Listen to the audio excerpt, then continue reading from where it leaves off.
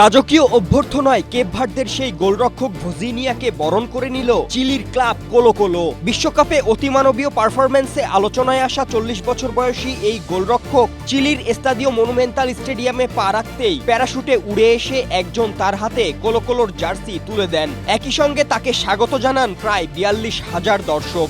এ সময় দর্শকদের উদ্দেশ্যে ফুটবল থ্রো করতেও দেখা যায় তাকে।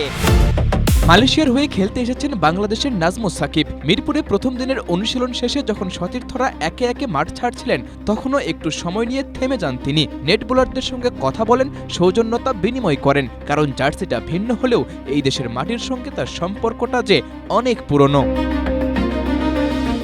একসময় খুলনার বয়সভিত্তিক ক্রিকেটে ছিলেন পরিচিত মুখ, খেলেছেন বিভাগীয় পর্যায়েও। স্বপ্ন ছিল ক্রিকেটার হওয়ার, কিন্তু বাস্তবতা সবসময় স্বপ্নের পথ সহজ করে না। বাবাকে হারানোর পর পরিবারের দায়িত্ব কাঁধে নিয়ে ক্রিকেটের ব্যাট তুলে রাখতে হয় তাকে। জীবিকার তাগিদে পাড়ি জমান মালয়েশিয়ায়।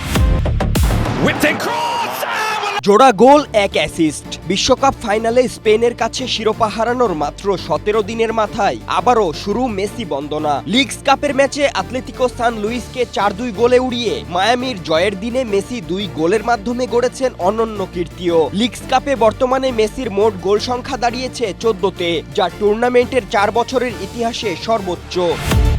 দুহাত চেপে চায়ের কাপে চুমুক দেয়া লোকটি টাইগার ক্রিকেটের পরম বন্ধু। তার কোচিংয়ে বাংলাদেশের প্রথম টেস্ট জয়। জাতীয় দলের সাকিব, মুশফিক, তামিমদের প্রথম কোচ ডেভ হোয়াটমোর টাইগার ডেরায় ফিরলেন প্রতিপক্ষ দল মালয়েশিয়ার হেড অব ক্রিকেট হিসেবে। তার অধীনেই সবাইকে চমকে দিয়ে 1996 সালের বিশ্বকাপ জিতে নিয়েছিল রানাতুঙ্গার শ্রীলঙ্কা।